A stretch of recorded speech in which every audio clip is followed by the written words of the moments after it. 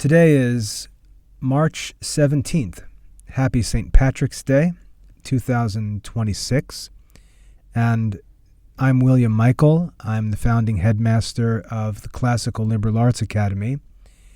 If you don't know what the Classical Liberal Arts Academy is, I invite you to visit our website at classicalliberarts.com.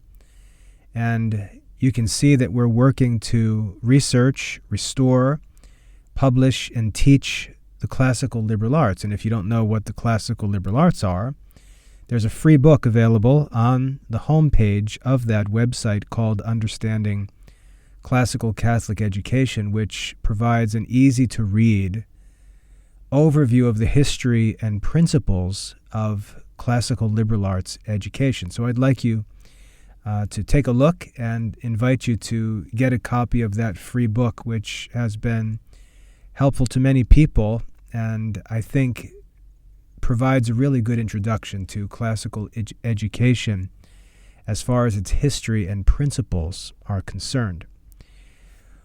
When I started the Classical Liberal Arts Academy, I had been teaching classics at the upper school level in a couple of private schools, and I was a classicist. I studied classics in college and worked full-time teaching classical humanities.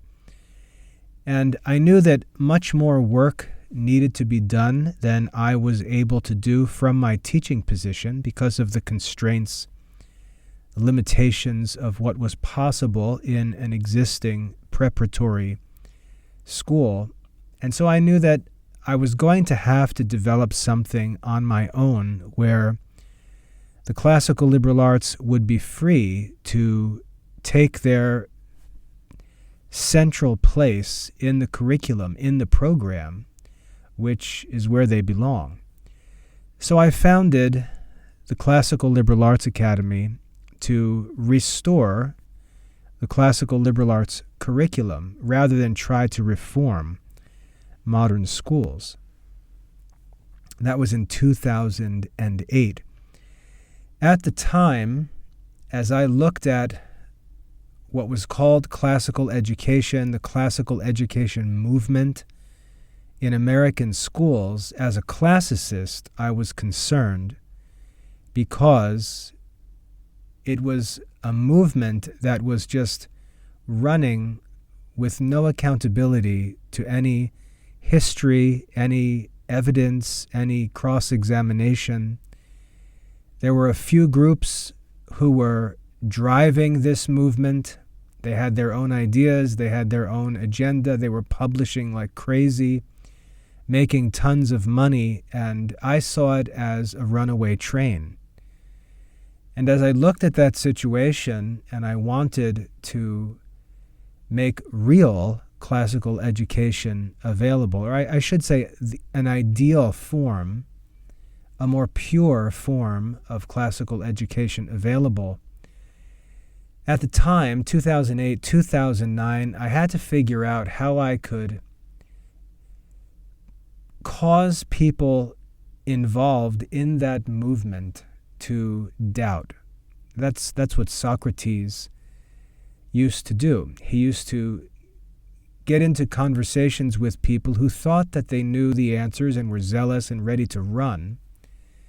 And he would introduce doubt to their thinking by asking them questions that would eventually lead them to self-contradiction. A great example of this is Alcibiades, which is the first book of Plato's dialogues that you should read.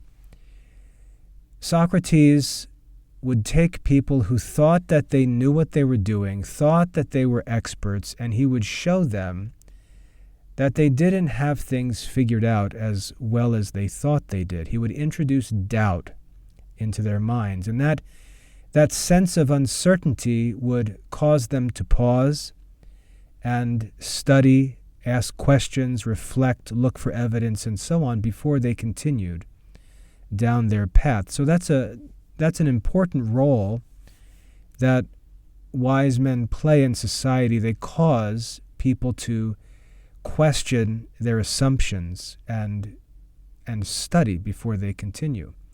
That's the purpose of what's called dialectical reasoning, which is what Socrates practiced, what Plato used in his dialogues, and what Aristotle teaches in the Topics, in the Organon.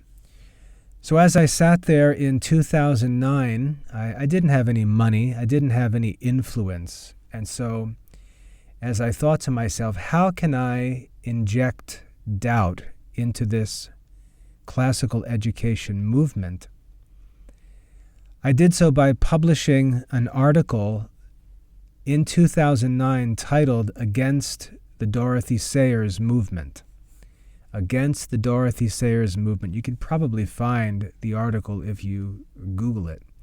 Against the Dorothy Sayers Movement. At the time, in 2009, it was the only article, the only piece of content available anywhere that raised a doubt or raised a criticism concerning what was being called classical education. I objected to the use of an explanation of classical education that was taken from a relatively insignificant and unknown speech by Dorothy Sayers. I think it was back in 1947, where she used the trivium as an illustration for what she thought was a good model for education. She used the term trivium and she used the terms grammar, logic, and rhetoric, not according to their historical or proper meanings, but she used them in her own way, really just as labels for ideas that she wanted to promote as three different stages of learning. In reality, the trivium is not a set of stages of learning. So that whole idea that Dorothy Sayers taught was just a way of illustrating these three stages of learning that she wanted to promote as a model for education. The problem is that in the 1990s,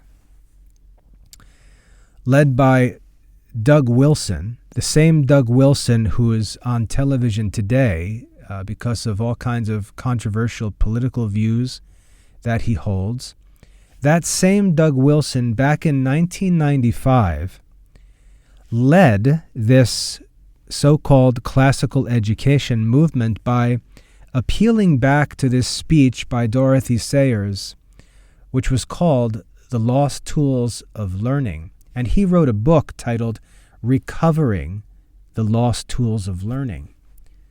So Doug Wilson wrote this book, and this book basically became the manifesto that directed the classical education movement. And it was all, historically speaking, it was complete nonsense.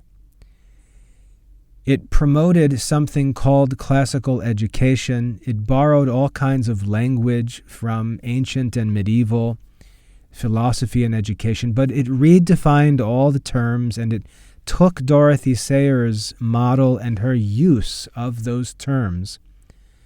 But what it did was committed the fallacy of equivocation and presented those terms with their new definitions, not as something new, not as a way of thinking about education, but as real historic classical education. So it was a movement, this classical education movement. It was a movement that was driven by zeal for something different, but it was an ignorant and false zeal. And they presented this as a restoration of classical education. Notice the language. Dorothy Sayers' speech was titled The Lost Tools of Learning. So there's a suggestion that these things were once possessed and they were lost. And Doug Wilson came along and said, we're going to recover the lost tools of learning. And it was this idea of recovering what was lost. That was the idea that drove the classical education movement. The problem is that it was all false. It wasn't a true recovery of the education of the past. It wasn't a recovery of any real classical Greek or Roman or Western education. Protestants have no real connection to this tradition of classical education because it was ultimately Aristotelian, and then it became scholastic after the 1200s. It was always a Catholic thing as far as it related to Christian education and culture. And so when the Protestants look for a solution to modern education and they pretend that they're going to go back and restore the old way, the tradition, the problem is that Protestants have nothing to do with that old tradition of education. So rather than admit that the Protestant Reformation is partly responsible for the collapse of Western education, they pretend that they are the saviors of Western education, and they promote a program, a movement that has no truth in it, has no history or real philosophy behind it. It's just a rebranding of modern education. And I've talked about this ad nauseum, and I'm not going to go into it much more. But at the time, I published that article against the Dorothy Sayers movement. I labeled it the Dorothy Sayers movement.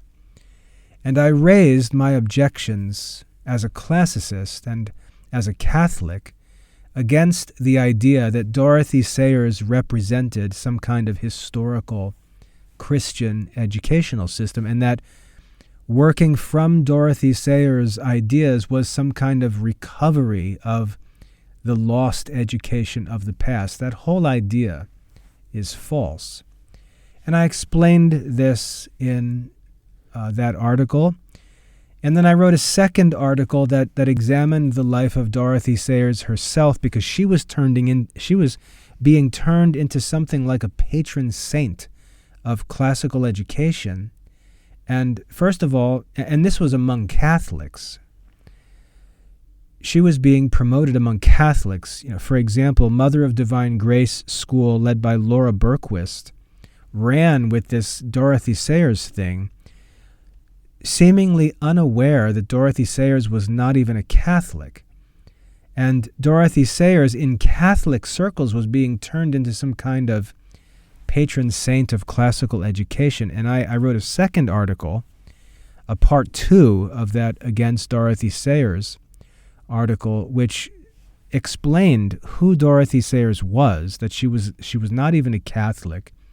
She was a morally unstable woman. She was what we would consider today to be a feminist.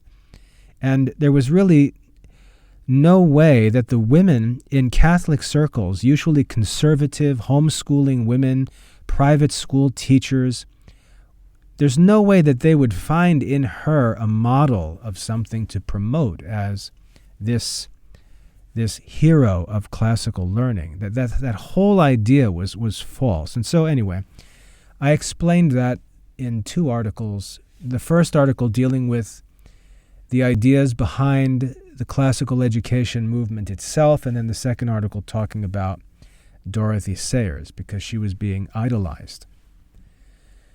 So that was in 2009. And as I said, I was the only voice at the time raising these objections, warning people about that movement, and calling them to study, calling them to look into the history of classical education, real classical education, to actually read about real classical education, the history of Christian education, and providing all kinds of resources to help people do that.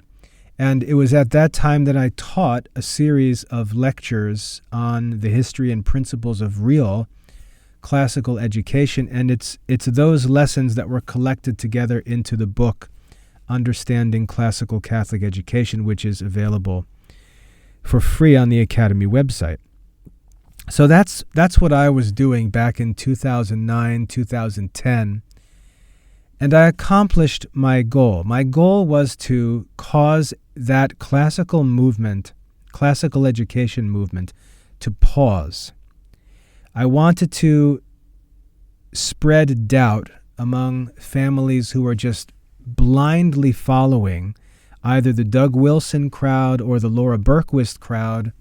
I wanted them to stop and know that there was more to think about, and it was possible that they were wrong and they were running in a wrong direction. And my articles and talks, things that I did, and then that book that was put together, it accomplished that. Doug Wilson responded to my article back in the day.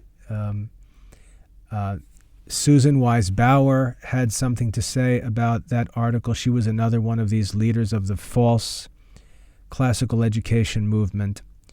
And so that work that I did back then had the effect that I wanted to have. It caused that movement to pause.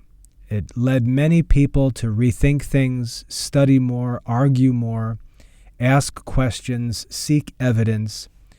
Some programs, there was one program at the time called the Latin-Centered Curriculum.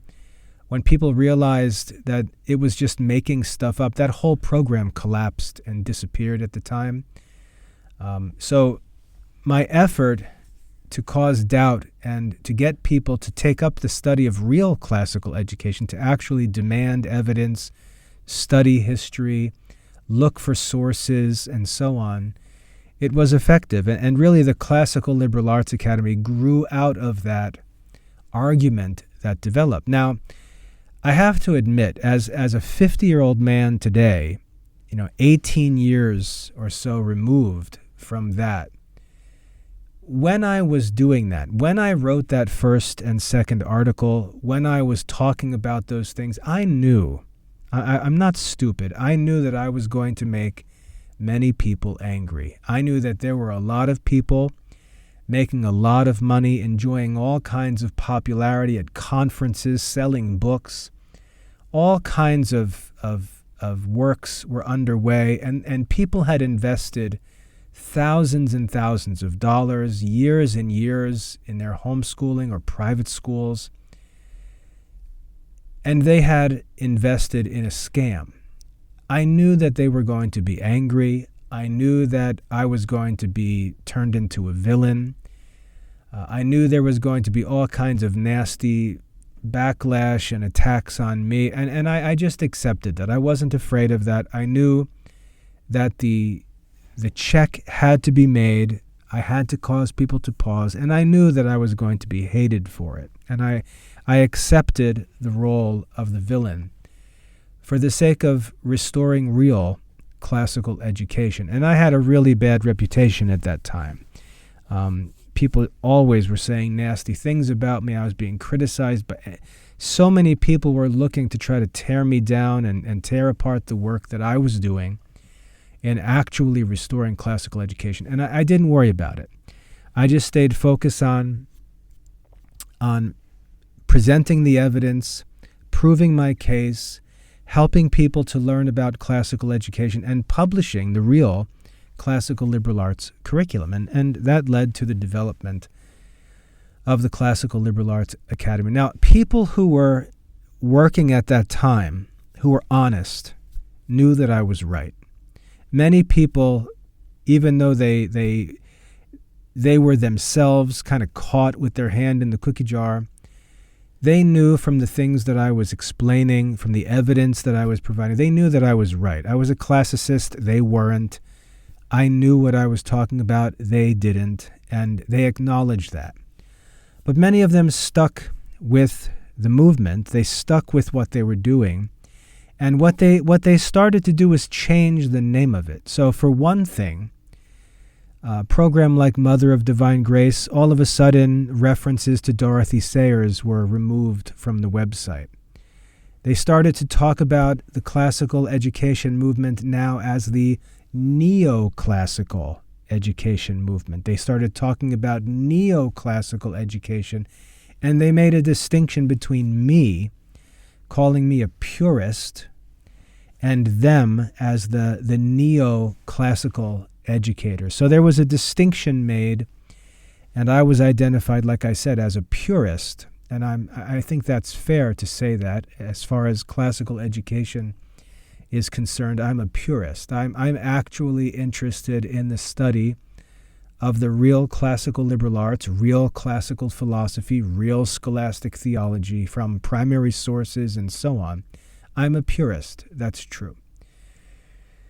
So some acknowledged that I was right in what I was saying, but they saw a value in the movement that had been developing. And I'll concede to that, because I worked in one of the schools that was one of the leaders of that classical movement. This is one of the reasons why my arguments were pretty sharp, was because I was working in one of those schools. I knew all the details. I knew the people. I knew the messaging. I knew everything about those schools, and so I could talk about them with insider knowledge. And I'll admit this. Many of those classical schools, which are really not classical schools, many of them, probably most of them, are better than modern Christian schools. Certainly better than public schools. They have better moral culture. They have better respect for family values. They have greater respect for piety and true religion. There are better schools for children than modern Christian, modern public schools. I'll grant that.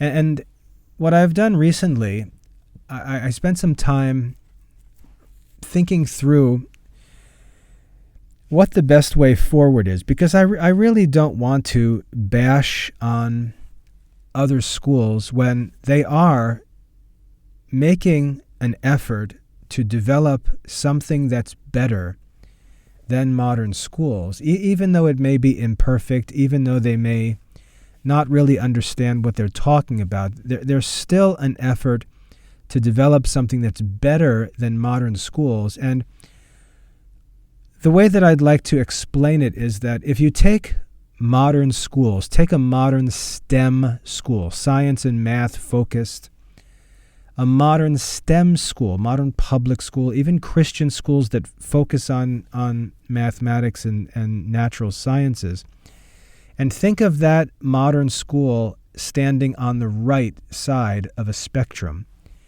And on the opposite side, on the far left side, imagine the Classical Liberal Arts Academy actually teaching the 7 liberal arts, classical philosophy, scholastic theology, and so on. So imagine this spectrum. The way that I think we need to think about classical education to move forward is to think of it as a spectrum. Again, on the right is the modern school, modern science and math schools, and on the left is the Classical Liberal Arts Academy actually teaching the 7 liberal arts, classical philosophy, scholastic theology, and so on. Anything that's located on this spectrum to the left of modern schools, anything to the left is called a classical school today. Anything to the left. And when I say left, don't think political nonsense. I'm talking about this spectrum that I just described, with modern schools on the right, the Classical Liberal Arts Academy on the opposite extreme to the left. Anything to the left of modern has been called classical education or classical schools and so on. And that's a good way to think about it, because if we define a classical school in modern culture in the 21st century, we can say a classical school is any school that seeks to move toward classical liberal arts education, away from modern education. Anything that moves to the left on this spectrum can be called a classical school. I think that's a helpful term to use. And so when we look at the classical education movement, we look at the Protestant classical education movement. We look at the Catholic classical education movement. If we simply understand that these are schools and homeschool programs that are to the left on this spectrum of modern schools, we have a helpful way to think about these things and talk about them. Now, what I would like to do, what I'd like to start doing in the Classical Liberal Arts Academy and just publicly, I'd like to offer a way for anyone involved in classical education of any kind, anywhere on that spectrum. I'd like to invite you to participate in a program with me that would allow us to discuss classical education and improve our schools. Wherever we are on this spectrum, we can identify our location, we can evaluate our schools, we can see what we would need to do to move further towards a pure classical education program. We can see what the immediate next steps would be, and we can also identify a place on that spectrum where we think it's best to stay because of our circumstances and other concerns or goals our schools may have. So what I've done, and you can access this on the Academy website. If you go to the blog page, you'll see published on March 17th, 2026, there's an article titled The CLAA Classical School Improvement Program. And again, I'd love to invite anyone who is a school leader, a school teacher, homeschooling parent, curriculum publisher, anyone who works in any capacity in classical education. I'd like to invite you to look at this article because I think it will be helpful for all of us. Because we all have a common mission, and that's to provide something for our children that's better than modern schools. I think we need to unite in that mission. We're all trying to provide something that's better than modern schools. And there's a lot of reasons why we stand in different places when it comes to defining classical education and things like that. And I think those reasons can be respected. For example, Protestants obviously are not going to go into scholastic theology because that's a Catholic thing. There are also going to be some liberal arts that they're not interested in because Protestantism is part of a movement that abandoned those things. So it's easy to understand what Protestant classical education is going to look like and how it's going to differ from Catholic classical education, or what secular classical education is going to look like. And this program that I've drafted out here, I think provides us with an objective and positive way to communicate, work together, think about these things, discuss these things, argue about these things, and challenge one another to continually improve our schools and homeschools and programs and materials and so on. So what I've done is I drafted what I call the classical school spectrum. And there's an image on that page where I've laid out the classical school spectrum. And on the right side, you can see an image that shows a microscope and test tubes representing a modern STEM school. And on the far left, you see a Greek column and a guy wearing a laurel wreath that represents a purist classical liberal arts education. So there's a spectrum. If we were to ask, what is the first thing that can be done to improve a modern school? What's the first thing that can be done? My answer would be you could add history classes or history lessons that introduce students to the ancient world, the ancient and medieval world, actually, from 3500 BC to 1500 AD. Much of that history is unknown among modern students. Most of them think the world began when Columbus discovered America. But the first thing that could be done to improve a modern school, to move into the realm of classical education, would be to introduce classical history studies, studying ancient, classical, medieval history, Western civilization, ancient Greece, ancient Israel, ancient Rome, the Middle Ages, and so on. Giving children knowledge of the ancient world improves on modern education. If that was all you could do, it would be a great improvement in modern education. So I consider that to be the first step to introduce classical history studies. The second step would be to introduce classical literature. And that would be literature that was, in English translation, of course, but literature composed between 3500 BC and 1500 AD. So Shakespeare would not be considered classical literature. Jane Austen and J.R. Tolkien would not be considered classical literature. They're modern authors. Getting back before that, Dante, back in the 1300s, medieval writers, church fathers, ancient Greek and Roman writers, the ancient scriptures, that's classical literature. So introducing classical literature would be a second step in moving further towards a true classical school. That would come after history because the kids have to know at least chronology in order to make good use of classical literature. So introducing history studies, which consists of chronology and geography, and once that's known by students, they have that basic context, you can then move into classical literature and they can begin reading the ancient Greek poets, the Roman poets and historians, get into medieval literature. I mentioned Dante before, get into Chaucer and the Canterbury Tales and so on. Not to mention biblical literature, the church fathers, church literature, political primary source documents, things like that. Stuff from history before the modern era. All of that can be continued or can be included in a classical literature program. So that's the second step. The third step would be to introduce classical languages. And when I say classical languages, I talk about Latin and Greek, obviously, but I'm talking about modern Latin and Greek courses. So things like Lingua Latina, simple introductions to the Latin language. There's a program called Athenadza, which teaches classical Greek. I think it's published by Oxford University Press.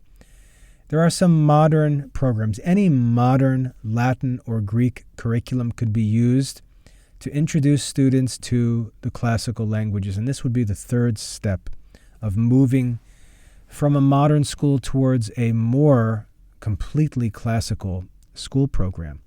The fourth step would be to add logic courses. And again, these would be from modern secondary sources, modern books on the forms of syllogisms or on logical fallacies, things like that, just to introduce students to the knowledge of logic. That would be the fourth step I'd recommend moving towards a more purely classical school. The fifth step, and this surprises some when I mention it, but the fifth step I would say is to introduce classical philosophy. Again, in English translation. Introduce classical philosophy, and this would include the fables of Aesop, one of the most important works to be studied, and it should be a part of every classical school. Aesop's fables should be read and talked about constantly in classical schools. It's one of the most important resources for students and teachers to be reading, talking about, thinking about, using when teachers and administrators or parents want to communicate moral lessons to children. They should always be making use of Aesop's fables. But to go beyond Aesop's fables and get into Aristotle's Nicomachean Ethics at the high school level, that's an important fifth step, introducing the kids to classical philosophy. And the first priority in classical philosophy is just moral philosophy, the study of Aesop's fables, ethics, Theophrastus's characters, and so on. Moral philosophy. That would be step 5. Once we get past step 5, we're moving into the real stuff. We're moving into the 7 liberal arts. So the next step, the first of the 7 liberal arts that can be added as a school continues to progress in its development as a classical school, would be the study of classical grammar, the actual art of grammar. We've already talked about the addition of classical languages through modern secondary sources. Now we're talking about the actual study of the first liberal art, the art of grammar. Sources for this include Alvarez's Latin grammar, William Lilly's Latin grammar. And I would say that you should focus just on Latin grammar at this level. The study of systematic classical grammar should be pursued in Latin, and you should content yourself with the study of Latin grammar. When students learn systematic grammar, that is the actual art of grammar from these old sources, they will be able to apply that knowledge to English grammar, Greek grammar, Spanish grammar, any other language. It's the art of grammar that's learned here, not so much Latin as the grammar itself, the actual art of grammar. That would be step 6, the first of the liberal arts to be studied. After grammar, I would recommend adding classical reasoning, getting into Aristotle's Organon, which is the source of classical reasoning study, the second art of the trivium. That would be step 7. Step 8 would be to add rhetoric, studying Aristotle's art of rhetoric and the writings of Cicero on the art of rhetoric. That would be step 8. Step 9 would be the study of classical geometry, Euclid's Elements. Step 10 would be moving into classical arithmetic, studying Nicomachus's Introduction to Arithmetic. The 11th step would be getting into classical music, studying Boethius's Art of Music. And then lastly, the 12th and final step, which would really bring it to perfection, would be the study of classical astronomy, studying Aristotle on the heavens and Ptolemy's Almagest on the science of classical astronomy. That would be the full, perfect classical school, a school that covers all of those subjects. Very difficult to do, but here's the good thing. Again, the Classical Liberal Arts Academy offers all of this, and we're free to do so because I created the Classical Liberal Arts Academy for this purpose. I didn't reform a school. I didn't take a modern school and try to change it and make it into the Classical Liberal Arts Academy. I knew that in order to create the Classical Liberal Arts Academy and teach the entire classical curriculum, it was going to have to be a standalone school designed for that purpose. So the Classical Liberal Arts Academy is different. It offers what I would consider perfect classical education, the full range of study of all of the 7 liberal arts. What's helpful about this is that anyone managing or planning or developing a classical school, any teacher working at a classical school, any homeschool parent trying to give a child a classical education can look at this spectrum and identify where you are.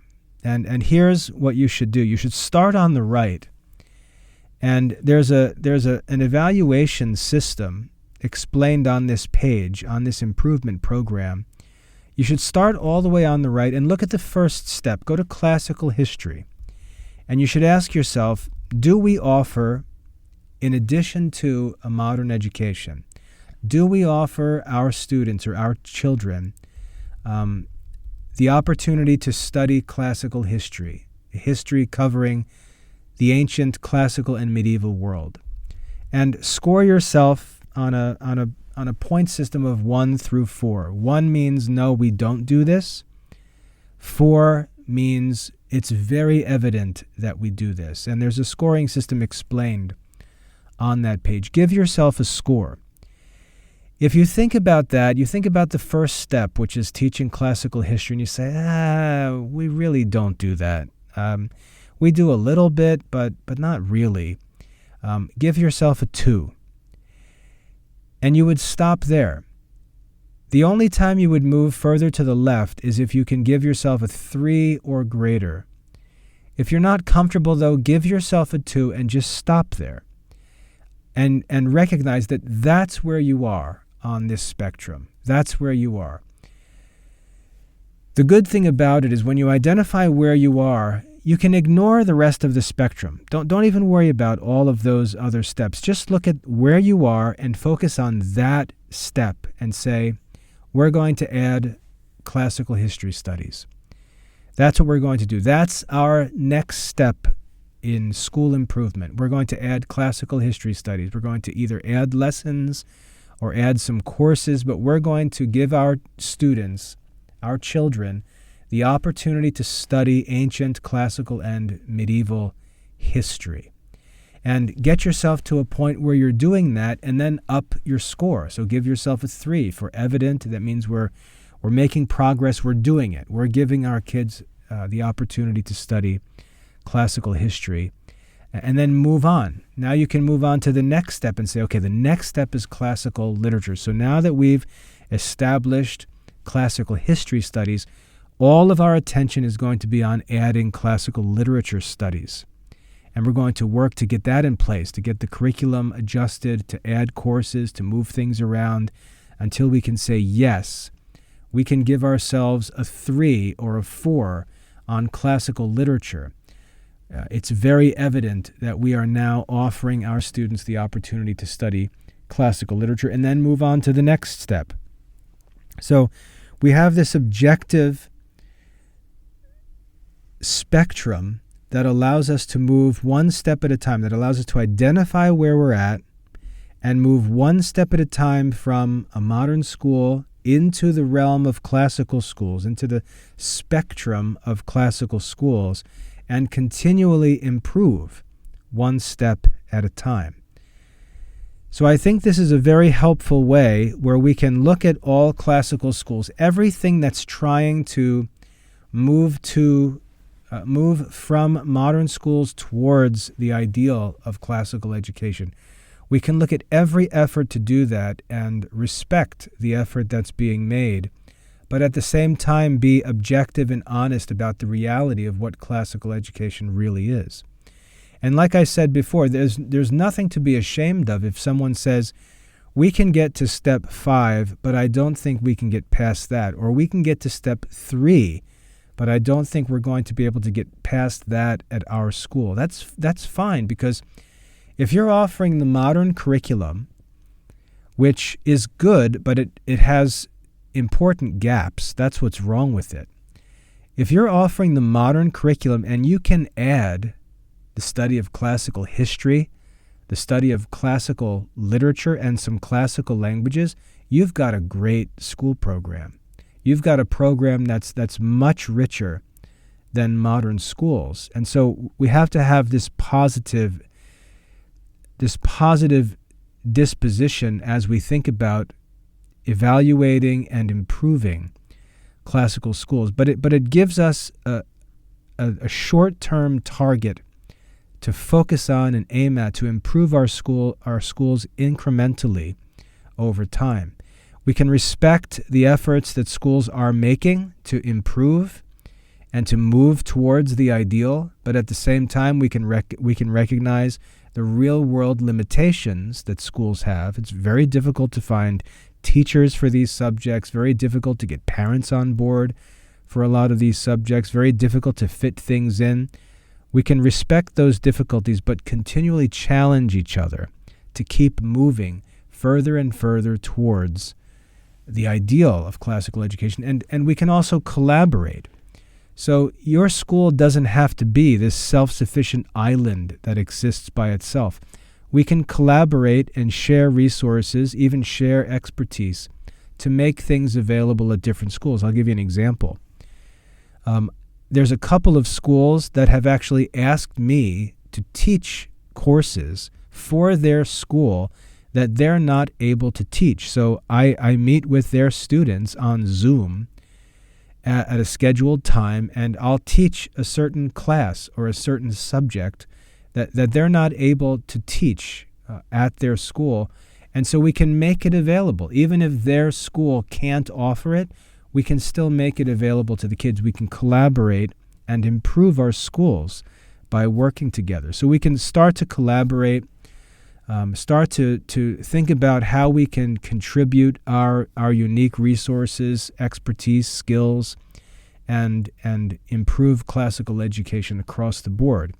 First, like I said, evaluate your school, identify the place where your school is on this spectrum, and then look at what the next step is to move towards the ideal of a complete classical education.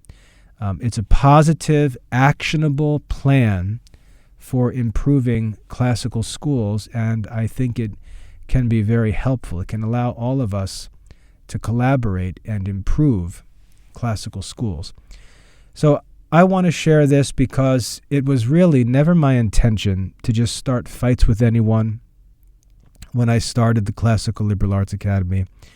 It wasn't my intention to put anyone down. To be honest, I taught in 2 different Protestant classical schools and 1 sort of non-denominational Christian classical school. I know that there are many good people, especially parents and students in those schools.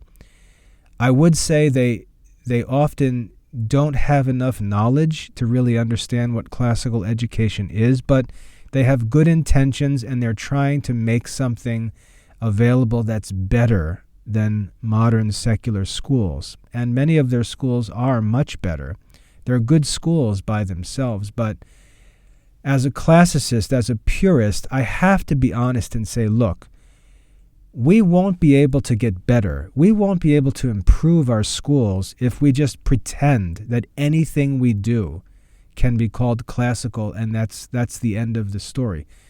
There is a reality here. There is an objective truth about what an ideal classical school would look like, and we have to all know that and acknowledge that, because it gives us a model and a target. It gives us an ideal to aim for and actually improve our schools over time, rather than just pretend we're doing everything we're supposed to when we're clearly not running around talking about Dorothy Sayers and stuff like that. We have to identify, we have to know what a true classical education consists of, and we have to acknowledge that there is an ideal form of classical education.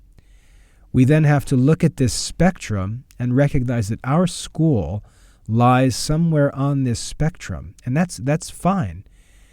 We can identify our place on that spectrum, and then we can say, I would like to move closer to the ideal. What's my next step?